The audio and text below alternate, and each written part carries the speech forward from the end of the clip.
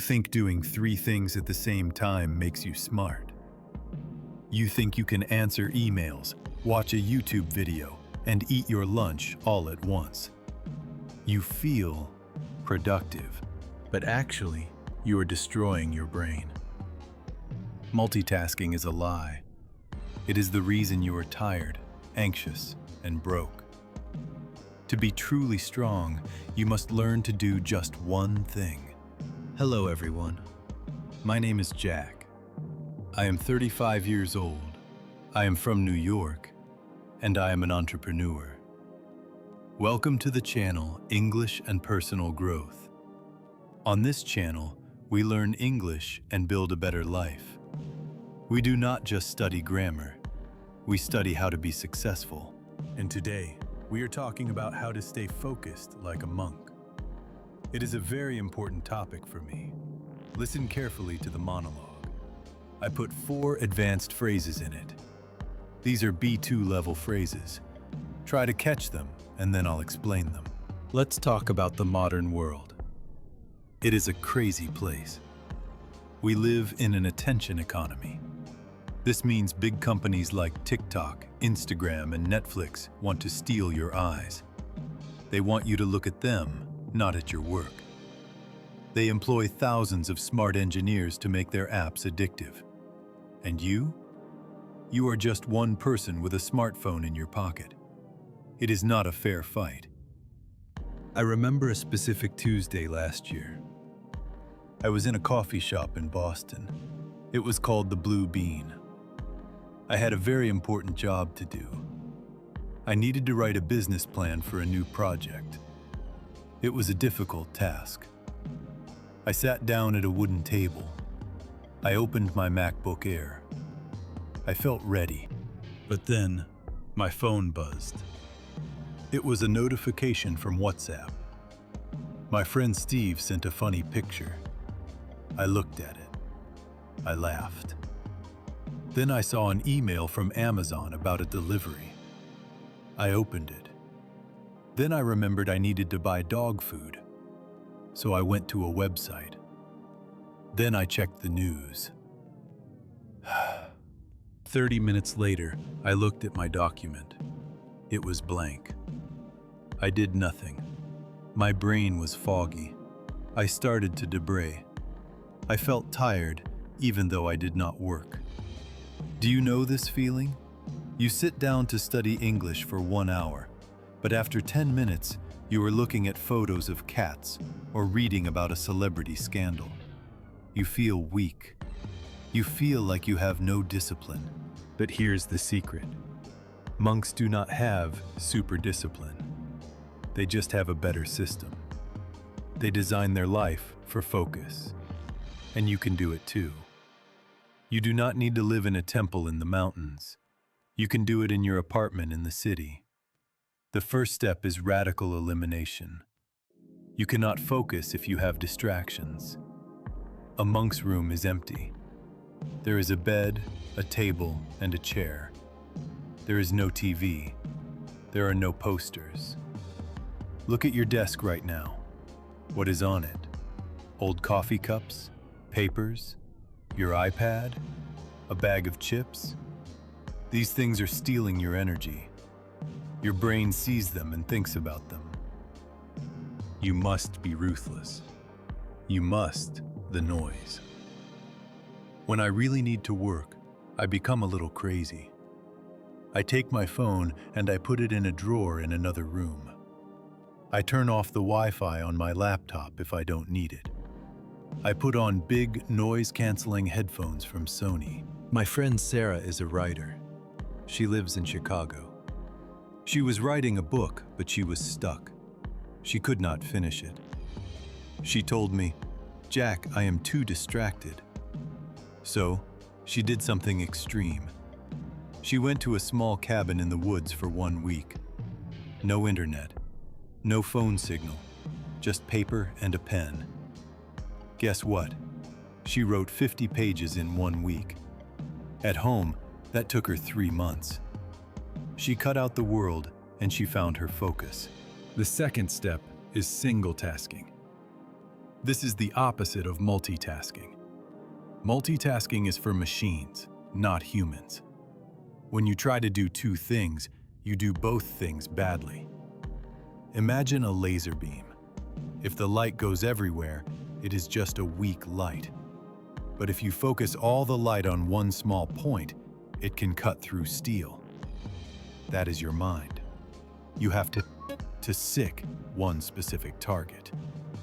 If initially the two things get it in American Venture, you have to focus one specific target. The second step is for multitasking. When you focus all the light on one small point, it can cut through steel. That is your mind. You have to seem yourself in getting themselves. The second step is for multitasking. When you try to do everywhere, it's based if you might be right. The second step is for multitasking. But if you put them manage themselves, you do that based for that their case means to be badly. The second step is that everything would focus one specific target.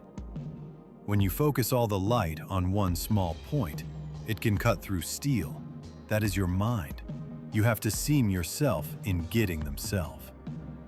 The second step is for multitasking. When you focus all the light on one small point, it can cut through steel. The second step is for multitasking. When you focus all the light on one small point, it can cut through steel. That is your mind. You have to seem yourself in getting themselves. The second step is for multitasking. When you focus all the light on one small point, it can cut through steel. You have to seen. Let me give you an example. Last weekend, I built a Lego set with my nephew. It was a Star Wars spaceship. It had 1,000 pieces. It was complicated. My nephew is only 10 years old. Usually, he runs around and screams. But for 2 hours, he was silent. He looked only at the Lego bricks. He did not watch TV. He did not eat candy. He zeroed in on the spaceship. He was in a flow state. You need to find this flow state in your work. How? By setting a timer. I use the Pomodoro technique. I set a timer on my kitchen stove for 25 minutes. I tell myself, Jack, for 25 minutes you only write. You do not stop. You do not drink water. You do not go to the bathroom. You just write. It is a game. Can I survive 25 minutes? Yes, I can. It is short. But in those 25 minutes, I do real work. The third step is measurement. You cannot improve what you do not measure. Most people lie to themselves. They say, I worked all day. But actually, they worked for 2 hours, and they scrolled on Facebook for 6 hours. They were busy, but they were not productive. You need to zick your deep work hours. I have a simple paper calendar on my wall. Every day, I write down how many hours of monk focus I did. On Monday, maybe it is 3 hours. On Tuesday, maybe only 1 hour. I do not lie. I write the real number. When you see the number, you stop lying. You see the truth. You say, wow, I only focused for 45 minutes today. That is why I am not successful. This truth hurts, but it wakes you up. I started doing this 2 years ago. My goal is 4 hours of deep focus every day. That's it. If I do 4 hours, I am free. I can watch movies. I can go to the gym. I can meet friends. I know I did my job. So here is the Monk Guide summary. Clean your space. Make it empty. Hide your phone. It is your enemy. Use a timer. 25 minutes of pure work. Count your hours. Be honest. It sounds simple, and it is simple, but it is hard because your brain is addicted to easy dopamine. Your brain wants the easy fun. You have to train it like a puppy.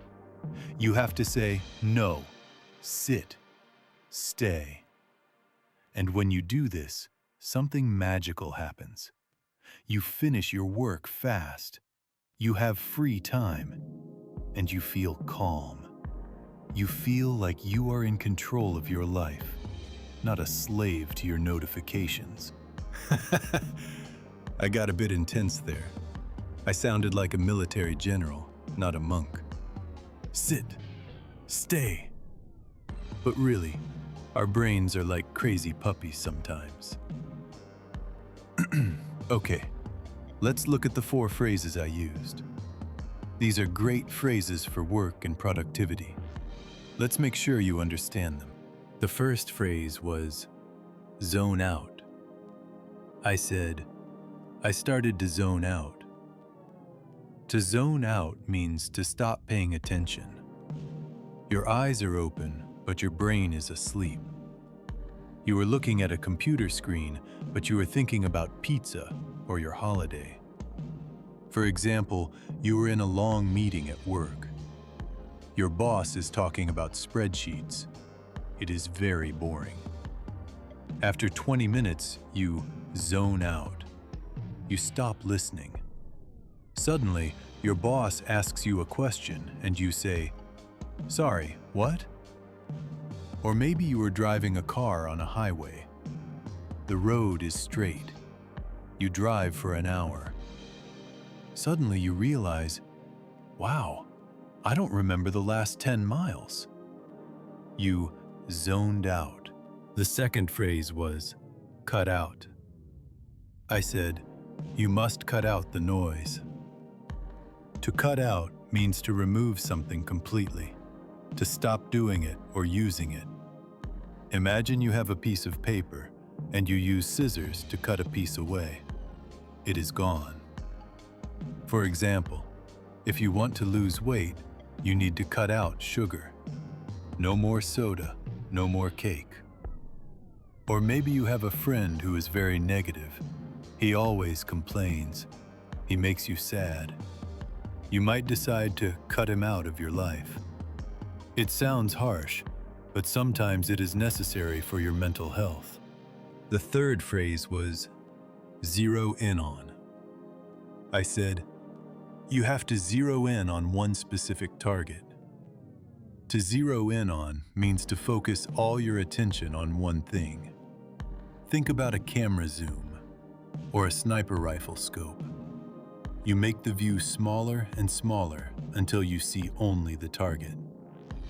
For example, the police are looking for a criminal. They have many suspects, but then they find a fingerprint. Now they zero in on one suspect. Or in a conversation, you are talking about many things, but then your friend mentions money. You want to know more. You zero in on the money topic. The fourth phrase was, keep track of. I said, you need to keep track of your deep work hours. To keep track of means to monitor something, to record the changes, to know what is happening. For example, if you spend a lot of money, you need to keep track of your expenses. You write them in a notebook or an app. Or if you are a teacher, you have 30 students. You need to keep track of who is present and who is absent. If you don't, the class becomes a mess. So let's review them quickly one last time. To zone out means to lose focus and stop listening. To cut out means to remove or eliminate something. To zero in on means to focus intensely on one specific thing. To keep track of means to monitor or record information. I want you to try to use cut out today. Is there something you need to cut out to be better? Maybe late night TV? We are coming to the end of the episode. I hope you feel ready to turn off this video and do some real work. Remember, Focus is a muscle. If you are weak today, that is okay. Train the muscle tomorrow. Start with 10 minutes, then 20, then 30. You can build this. I have a question for you. Be honest in the comments. What is your number one distraction? Is it Instagram? Is it your children? Is it your own thoughts? For me, it is definitely YouTube. I can watch videos of people building swimming pools in the jungle for hours. It is terrible. Tell me your distraction below. If you liked this episode, please hit the like button. It helps the channel grow.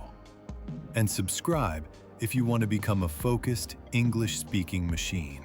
My name is Jack. This was English and Personal Growth. Don't zone out. Zero in on your dreams. See you next time.